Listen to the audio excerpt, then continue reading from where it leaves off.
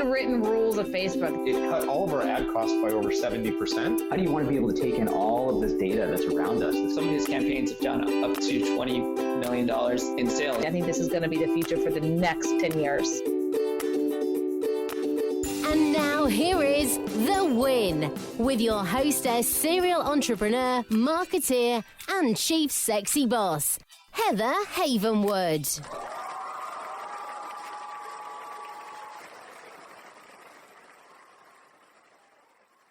Look, our whole world revolves around our iPhone, iPad, Droid. You know, they say we look at our phones on average 150 times a day. And if you're a small business and want to actually grow, you need to reach people where they're looking at and listening the most, their smartphones. See, marketing via text messaging is a great way to start, and it's super easy. Just text the word START to 72,000 to learn more about my friends at Mobit. They're marketing experts, and they will show you how to use text messaging for your business and to get more leads and convert them amazingly. Again, text the word START to 72,000. Again, that's text the word START, S-T-A-R-T, to 72,000. Hi, everyone, and welcome to The Win with Heather Havenwood. You can check me out here on iTunes, iHeart, and all the crazy stuff. And today I have someone on the line, which, by the way, he's already interviewed me. So now I get to interview him, which is a ton of fun. And he's a Texan. So just watch out. This is going to be a fun interview. And he's kind of a badass. And I can say that. So welcome, Matt. You can say it because it's your show. It's That's my why. show. It's my damn show. Exactly. I can say that. So thanks for being here. I was on your show, I Need More Money, which was a ton of fun. I really enjoyed it. So tell us about, I'm going to tell everybody about who you are and how amazing you are and your background. You're really a serial entrepreneur, but I just kind of want to, for just a second, I Need More Money is a pretty strong statement, and you're coming out with a book. Let's just talk about it for just a second. What is the story there? How did that come to be? Look, I need more money. I mean, period, end of story. Yeah. I need more money. And I got some money, but I need more money. The genesis of the story of I Need More Money, which is a book that's coming out in the summer of 2017, it started with my brother-in-law 2 years ago, Easter Sunday. We always have Easter Sunday at my mother-in-law's house. This is my wife's mom and my wife's brother, and he looked like heck in a handbasket that day. And he looked stressed, but he looked sick too. He looked sullen. He looked gray. He just didn't look good. And he didn't eat anything that day either, which was different, unusual. And then immediately fell asleep. And when he woke up, I said, you know, John, something's just a little off today. And he said, boy, I've been feeling off for the last 3 or 4 months. He says, I just don't feel well, but I'm going to the doctor's in the morning and we'll get it taken care of. Well, he went to the doctor the following morning, and then we got a call. He was taken immediately to the emergency room with stage 4 cancer. Oh my gosh. He's 46, 4 kids.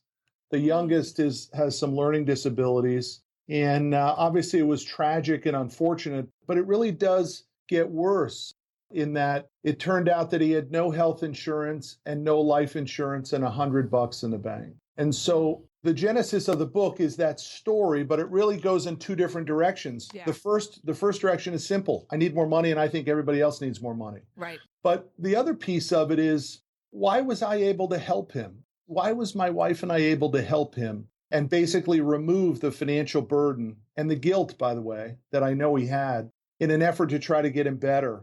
It didn't work. He died almost 1 year to the day.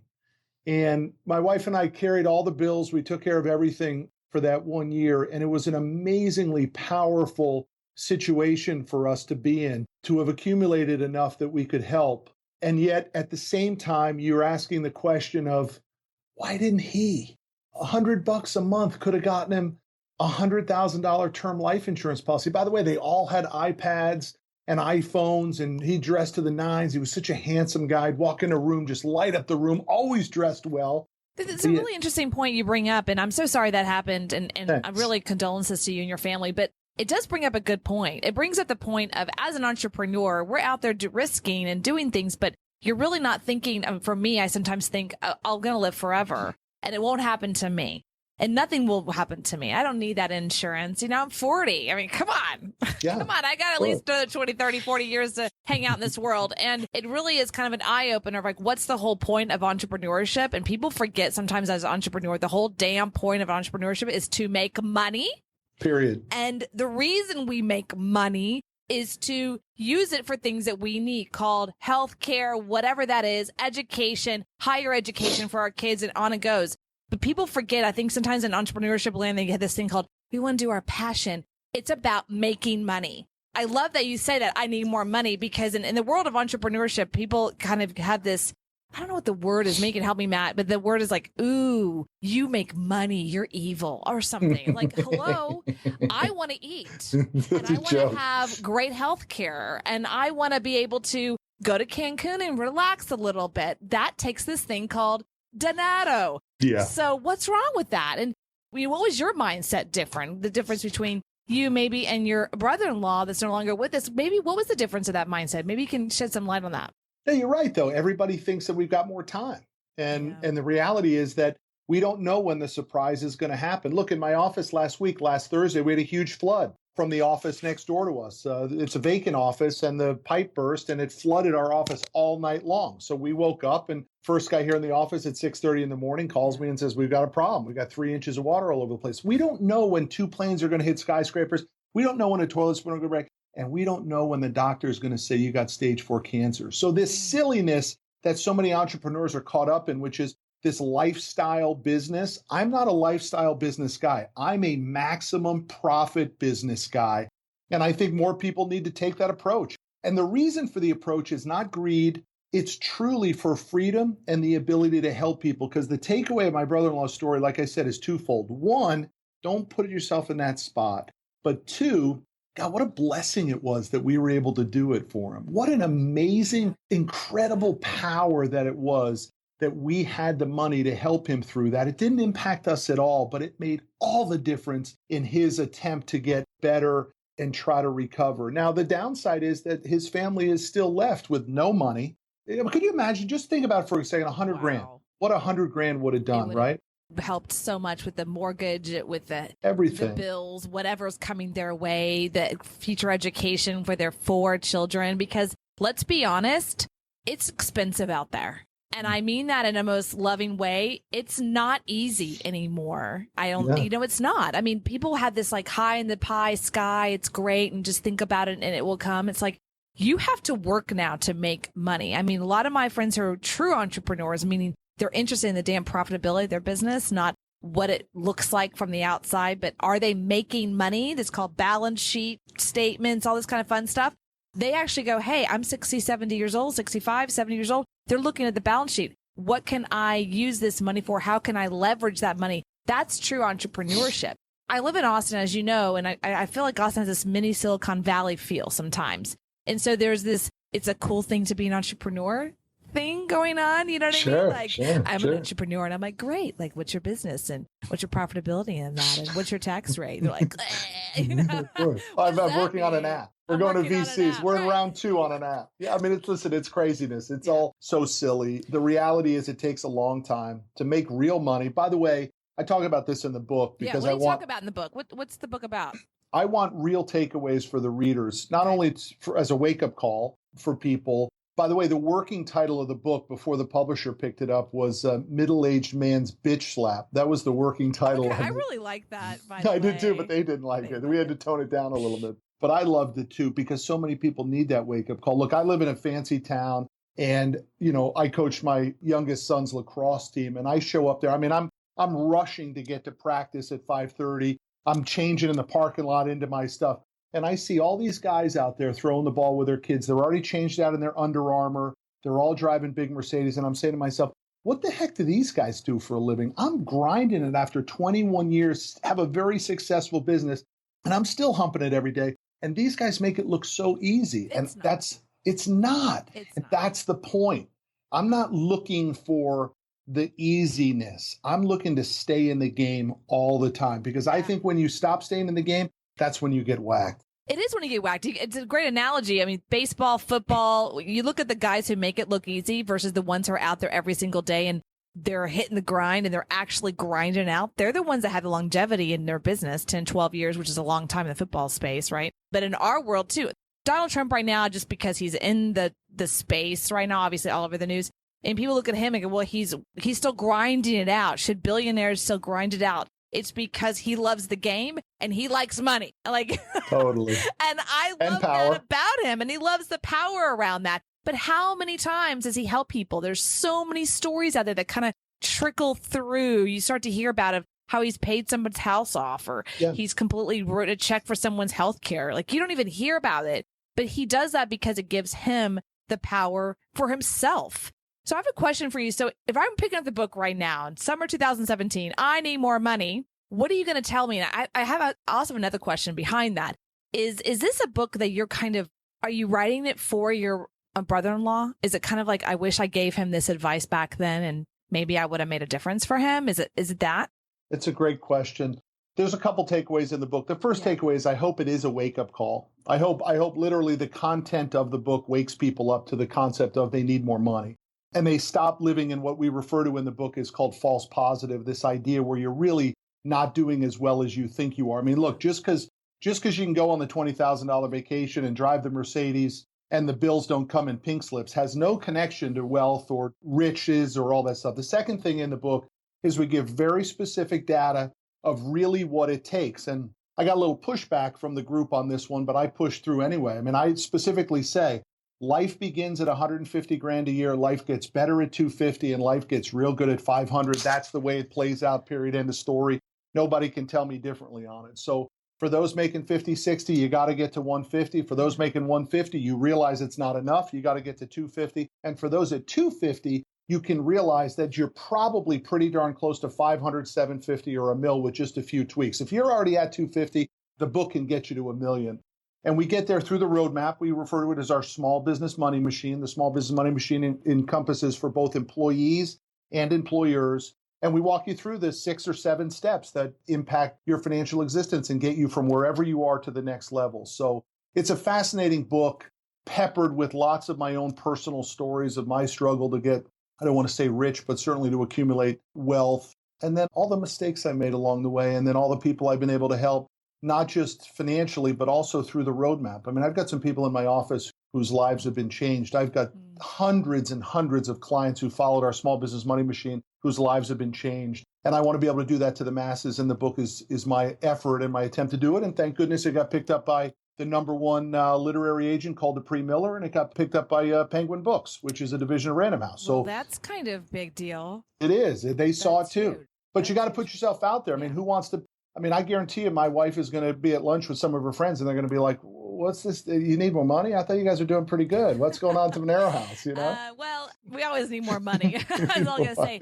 I just want to let you guys know a little bit about Matt here. He is the CEO of a couple businesses. However, you can also find him at cffnation.com, where he hosts his own weekly radio show, which I've been on. He hosts The Grit, as well as I Need More Money, and many other things. Go check him out at cffnation.com. It's nation and nationwide.com. Go check those both out, as well as facebook.com/cffnationwide.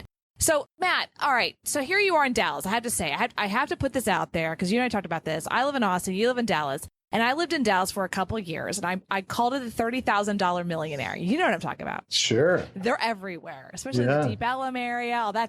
Now, people go, what's a $30,000 millionaire? It's the guy or gal, usually guy. Just going to put that out there as a generalization. They're making about $35,000 a year. They got a really nice BMW or Mercedes that's probably on a lease. And they're spending about $1,200, $1,500 a month for a 1-bedroom apartment in the Deep Ellum area, Lower Greenville area. And they look like they're making $1 million.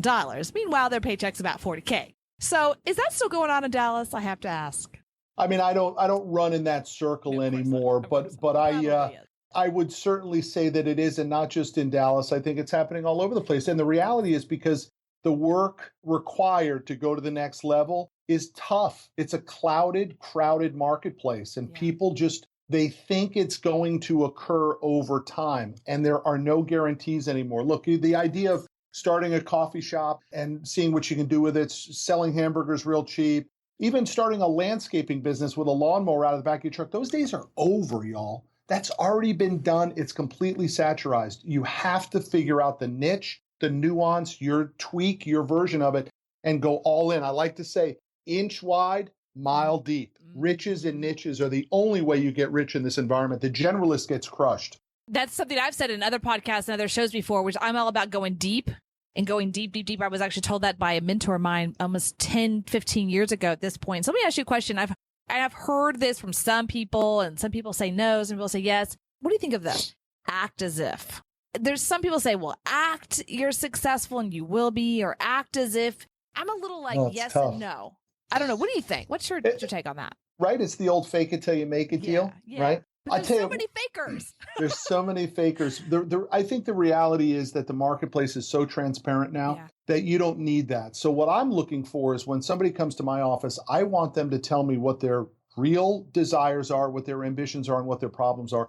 I'm not interested in how well you're dressed and the name dropping and all that sort of stuff. I need to know you personally. And the rich people that I have been fortunate enough to meet, they see the phony coming a mile away. Yeah. So I think there's a tremendous value to authenticity today, and young people aren't admitting it. They want to be something different. And I think if they just came in, if they came to me and said, man, I don't know what to do. I just need a roadmap. So I'd give it to them. That's what I was looking for. Goodness sake, that's what I needed. I never got that. I was begging for it. Somebody tell me what I should do. I'll run through fire for you. And it never came along. So the rich guys are looking for that in the younger generation, and we're more than willing to help. But it's hard. Are you seeing it on your end? Like, are you seeing that I'm going to call them the millennials for a second, so don't, people freaked out. But are you seeing that people, if they're raising their hand going, tell me, because I was the same way, but I'm not seeing that in that generation. Are you? I'm not, but it's a huge, durable competitive advantage if they want to use a Warren Buffett term. It separates them from the masses. And so all they have to do is start looking a little. Look, I had a guy recently, 2 weeks ago on Facebook, completely steal my post. And then I set it out there, and my followers just hammered on this guy. Then he sent me an instant message on Facebook that said, hey, lesson learned, please take your post down. I said, no way, pal. The only way I take it down is if you do a live video with me. We're going to do a Zoom right now, and I'm going to post it on my Facebook page. That's the only way it comes down. And he jumped on. He had the guts to do it. He was in his robe. It was 9:00 in the morning. He was in his robe on his balcony. I said, I looked at your Facebook page. I said, that jet that you're in front of getting on, is that your jet? No. Is that your Ferrari? No. Is that your Lamborghini? He's like, no. I said, well, what are you doing, man? Why? You're 20-something years old. You don't got two nickels to rub together. Why are you stealing my Facebook post and putting yourself up there? I said, what you should do is say, here's what I'm trying to do, y'all. I'm trying to get better. I'm trying to make it. I'm trying to get out of this apartment and get into the mansion. Show us the work. Don't show us what you think is the finish line. Because, by the way, as you know, Heather, that ain't the finish line. No, there is no finish line. There is no finish line. Oh, my God. You and I are like brothers from another mother. But I'm not a guy. So that didn't sound right. But I completely agree. There is no finish line. That's what I learned on that island in Mark. There is no finish line. You don't even know when that finish line might come tomorrow when you're 46. Sure. You don't know when that finish line is going to come. So there is a never ending. There is a never ending. You just are constantly going after what you want on a never ending basis. And that sounds, I think, overwhelming to people because they want to have that finish line. Like I finished high school, I finished college, I finished something, I completed it, check mark, check mark, check mark. But as a friend of mine said one time, he had a carrot, right? A carrot, and just like it never ends. You have to understand the carrot will never end. So you might as well enjoy having the carrot in front of you, right? Totally. Always, always, always. And just enjoy that process of that.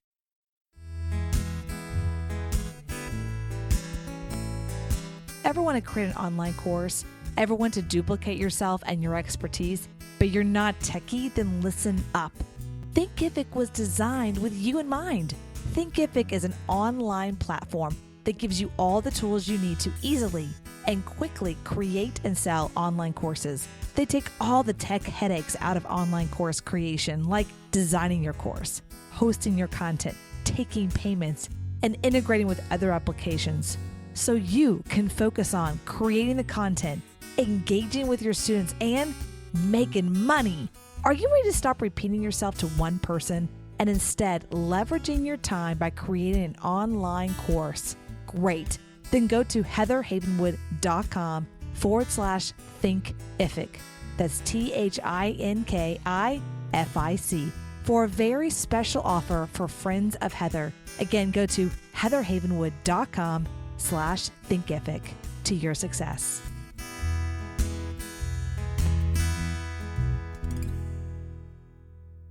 So let me ask you a question, and I want to give you guys an understanding of who you are. And sounds like, well, it says here on your bio that Today Commercial Fleet Financing made the Inc. magazine top 500. Congratulations. Was that in 2016 or 15? What year was that?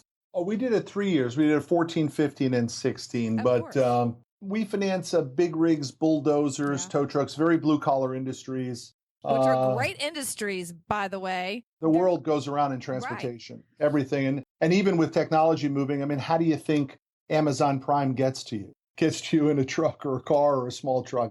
So we're in good shape. I was fortunate, Heather. I picked the right industry. I always knew there was money in my business, right? Because it was dominated by large publicly traded banks. I knew that a small independent with a lot of hustle could do well in it. The reality is I just didn't realize how hard it was going to be and how long it was going to take. And I think that's a takeaway for the audience. Listen, success doesn't happen overnight. In fact, you will face far more failures for an extended period of time. And that's my first book, The Grit, comes in. And you got to be gritty. You just got to stick it out. You got to keep getting up every day, turn the key to the office, show up, make phone calls, and eventually the tide will turn if you're pushing at the right level.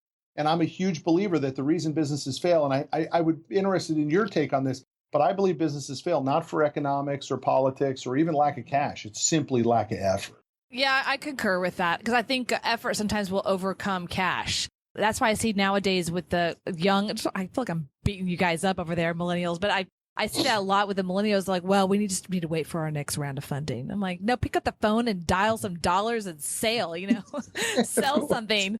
Pick up the phone and start dialing. That's from the Wall Street. If you haven't seen that movie, I highly stress it. But it's all about pick up the phone and start dialing. I don't know if you ever saw that movie, The Wall Street. I love it, of course, yeah. But it's not just millennials, though. I mean, it's all ages. Everybody doesn't work hard enough. I mean, that's the way it is. I look back at my first 10 years in business. I thought I was pushing, man. I had a lot more to go. I needed to push at a big, deeper level to be able to move the ball and move the needle. And I didn't get it. I thought I was pushing, but I was moving at these small increments because I thought that was good, right? What was that moment, though? What was the moment that you're like, oh my God, I thought I was moving hard and I'm not moving hard? Was there someone that just like slapped you across the head like, yo, biatch, you ain't doing something? Yeah. Or was it just something else? Yeah, I'm married to her.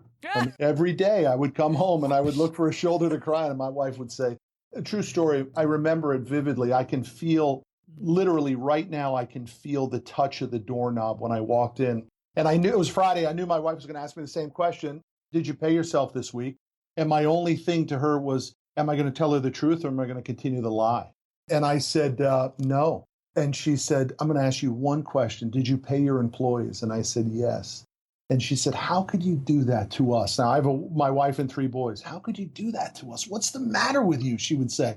And she said, one day you're going to realize it, Matt. You're so much bigger than your business. One day you're going to realize it. I heard that over and over. It would make me crazy. And then one day I said, that's enough, man. I'm going to do 2 things. I'm going to build a $100 million business. I'm going to shut my wife up. And I did it. I did both. There's power there. My wife never asks me that question anymore. I have to say, men out there, you're listening, the right woman can make or break you. That's all I'm saying. They can make or break you because we have that power to push you or to destroy you. So you might as well pick one that's going to both at the same time, as my fiance now says. Wow, you just bother me. What is that? I'm like, well, it's because I'm pushing you. Stop pushing me. That's my job. So it's either that or I destroy you. So let's not do that, right? My wife was right, as you are too, though. With all due respect, I don't know your fiance, but everybody needs a good push. They do. Especially, I think I do believe in, and I remember there was about 5 years ago, I was here in Austin. Quick story. I got invited randomly to be in front of a small group, about 10 guys. They were in their 20s, so they're definitely in college. And I stood up there, and they were there learning how to talk to women. Okay. And I said, women can make or break you. So you have to be really careful on who you select. Don't pick a psycho. All women are crazy, but don't pick a psycho. But you got to know that all women are crazy. So you might as well pick a good crazy, and all women can make or break you. Now, I just remember the moment, and I'm looking at these guys' eyes, and the eyes just had this look like, what? What do you mean? How's that work? Exactly. I mean, it's like deadness, right? Like they didn't know how to respond to me. And some goober guy in the back's like, whatever, man. Like, women don't make or break me. And this guy's like 22. I'm like, really? Have you ever had a girl, break your heart and you can't even think the next day and you fail your test? He's like, what? Yeah. And I just was like, ha, ha, ha, ha, ha, ha. So you might as well learn that all women are crazy, but the ones you stay away from are psycho. A good crazy will push you, right? So it's the most important decision you'll make because It you really need that. is. You need that person right there, and good and for an bad. entrepreneur, especially for an entrepreneur Big in time. partnership. So let me ask you this question: in the world of entrepreneurship, have you ever had a partnership go bad? I'm not talking about marriage, but like a business partnership or maybe a situation where you're like, I probably shouldn't have done that. Listen, the reality is my old man left when I was 6 months old, right? I never saw him. I never met him. I never spoke to him. I know nothing about him. From that moment on, and I know it sounds weird, from that moment on, I was not a very trusting person, period, end of story. So for me, partnerships or really shoulders to lean on, mentors, man, I never saw that. They could have been there for me, but I was so entrenched in, I'm going to have to do it myself. So I never looked for a partnership. To this day, I have in all my businesses, I have no partners. And that has hurt me, by the way. That has absolutely hurt me. I could have been more successful had I relied on some partners. And now I'm starting to build some, they're not partnerships, but they are unique relationships. I'm doing some real estate stuff with a couple guys that is really, really exciting and changing some things. That's completely outside of my core businesses. But I'm seeing the power that using other people's expertise to make up for some of my weaknesses, I'm seeing how quickly we can jump steps. Man, if I had done that earlier, we'd be a lot further along than we are, and we're pretty far along. So the reality is, Heather, I just beat my business with a stick. I just beat it to death for 20 years. And eventually I looked up and I had something meaningful. But along the way, it was extremely difficult and extremely hard. And I love that you're so honest about it and authentic about it. I mean, really, I love that. And I'm with you. I like individual sports, like tennis, or I love skiing. Why do I like skiing? Because if I fall, I fell. It wasn't because somebody else. I'm not a big team sport gal. I'll watch football, but that's pretty much it. So, of course, in business, I'm very like that with business partners, and I've had a bad business partnership completely explode. So even more so now. I remember that story. I remember you telling me that. So now I'm even more so of the solo. And I just wanted to ask you, in your world of business and hiring people and finding people to do business with, I would probably insert, I'm pretty sure on this with you, that you're really good at reading people. Yeah, I like to think so, but I've been let down many, many, many times by employees that I thought were going to be home runs. So we actually, I have a wonderful executive management team now that's been in place here, from finance to operations to sales to human capital. We refer to it human capital. Everybody else refers it to human resources. I have a wonderful executive team now, and I buffer a lot of those decisions against them to see what they say. And we also do predictive index testing now for all employees, so we can pull a little science and data. The one thing I'm not very good at, though, is determining how deep someone is willing to go for their own success. I usually underestimate that because for me, it was anything. And that, unfortunately, I look at most situations like that, but most people don't. They're really not willing to do what I was willing to do, right. Which was, and I talk about in my first book, The Grid, which is, my definition of grid is anything legal, anything. Anything legal. Ooh, that's good. Yeah, no, well, I concur with that. Human capital, I think your business becomes a human capital business and less about the service and product. It becomes about the people in the business and how you train them. In the world of entrepreneurship today, if there was someone listening who is a millennial who hasn't turned us off yet, or maybe someone who's a female or not, because you, by the way, you're the one who said, I have to reiterate this because I love that you said this, that women make better managers. We do. The two toughest people on my executive management team are women, and they are tough as nails. They are better at business decisions than I am. We're good. No question about it. We've been running households. We've been the CEO of households forever. You don't think that's like running a business? You ever tried to run a household of children?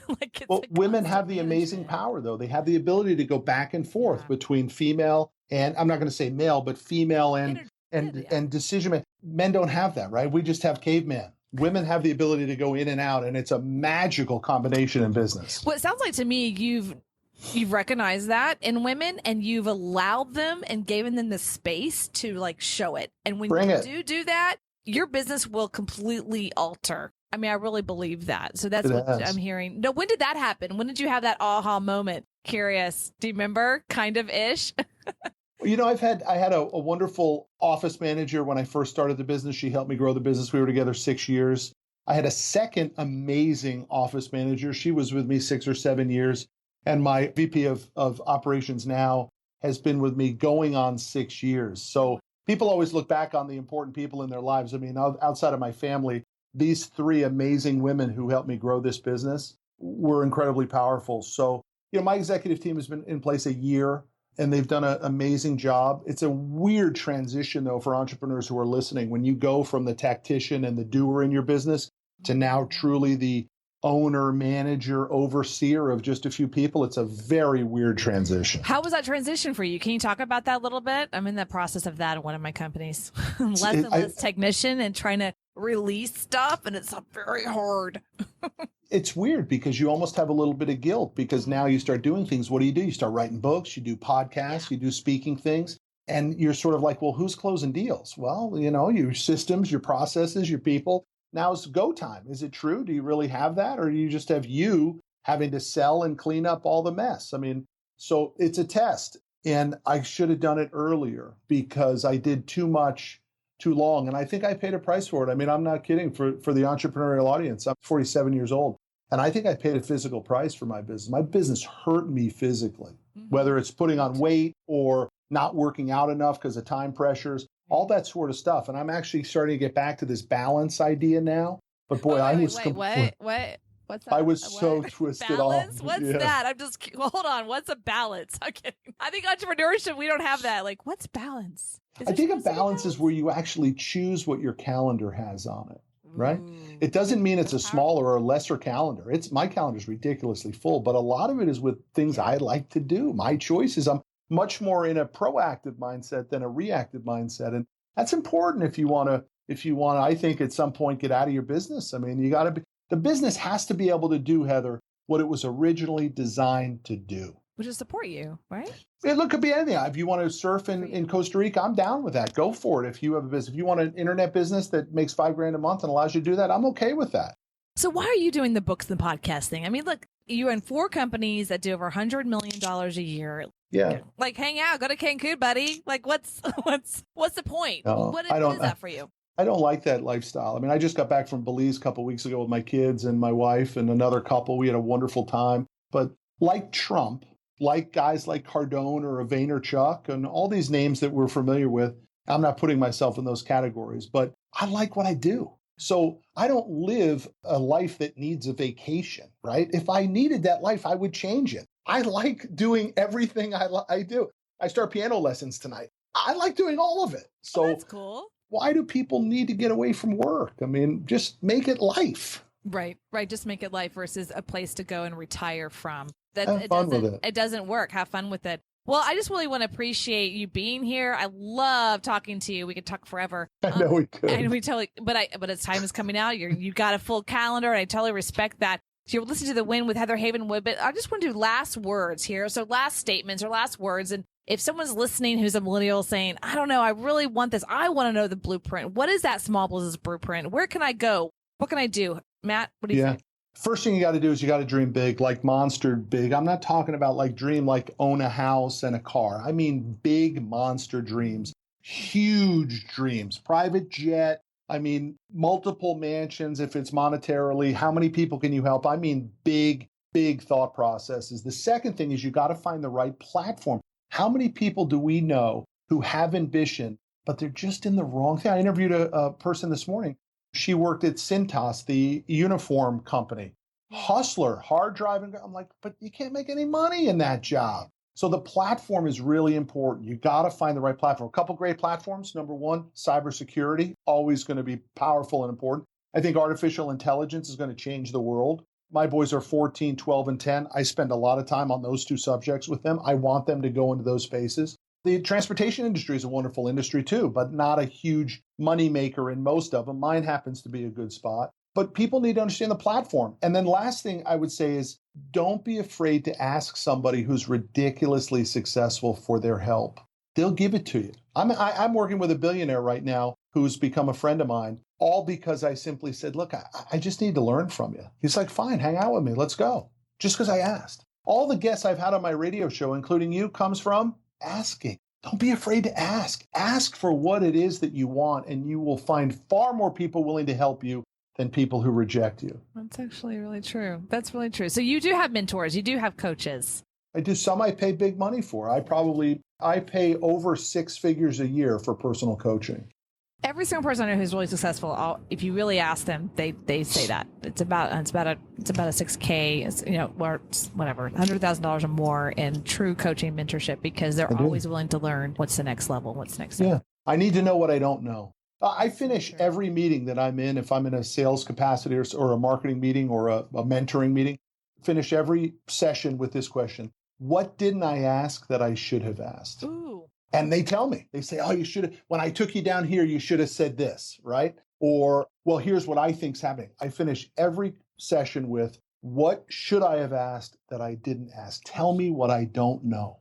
Tell me what I don't know. Oh, that's really powerful. I'm still going to use that, by the way. Do you mind? Go for it. It's great. I mean, it's 3 or 4 great takeaways for the audience. I mean, those are things that I wish I had done earlier, Well, thank you for this very much. I appreciate you very much for being here, Matt, and saying yes to the win. So you can go check out Matt at cffnationwide.com. Check out his book, I Need More Money, coming out summer 2017, which I definitely want to have a copy of that signed. It's on its way. You got It's on its way, and go check us out. So thank you so much, Matt, for being here. I appreciate you. Have an awesome day. Thanks, Heather. I enjoyed it very much. Appreciate you. Do you suffer from bloating, constipation, sinus problems, extra fat around the middle? Then you might have candida in the body. Candida is a yeast that is in your blood. And to get rid of the candida, you need more than just an intensive colon cleanse. You need Ultra Slim Cleanse by E2 Lab. Ultra Slim Cleanse helps reduce candida, which can cause inflammation throughout the body. Ultra Slim Cleanse can go into your blood and pull out the toxins that cause gas, bloating, and other symptoms of yeast growth. Go check out heatherhavenwood.com/slim to watch a video from founder Dr. Don. Are you ready to get back to skinny? Go to heatherhavenwood.com/slim to get Ultra Slim Cleanse. Thank you for listening to The Win with Heather Havenwood. Interested in coaching with Heather? Go to heatherhavenwood.com and sign up for a business discovery consultation. Here is your free gift for listening. Get 3 audio chapters of Heather's book, Sexy Boss, How Women Empowerment is Changing the Rulebook, when you text the word sexy to 72000. Again, text the word sexy, that is SEXY, to 72000, and receive your 3 audiobook chapters. Number is good only in North America. For outside the USA, text sexy to +1 323 457 2288. Text sexy to +1 323 457 2288. Long distance charges may apply. Heather wants to hear from you. Questions you want answered on the show. Comments, interview requests. Email media@sexybossinc.com or leave a private voicemail. 51 Boss is me. Again, the number is 512-677-4763. Check out all of Heather's sites. heatherhavenwood.com, sexybossinc.com, e2lab.com, datingtriggers.com. This is a Sexy Boss Wrap. This podcast is a copyright of Havenwood Worldwide, LLC.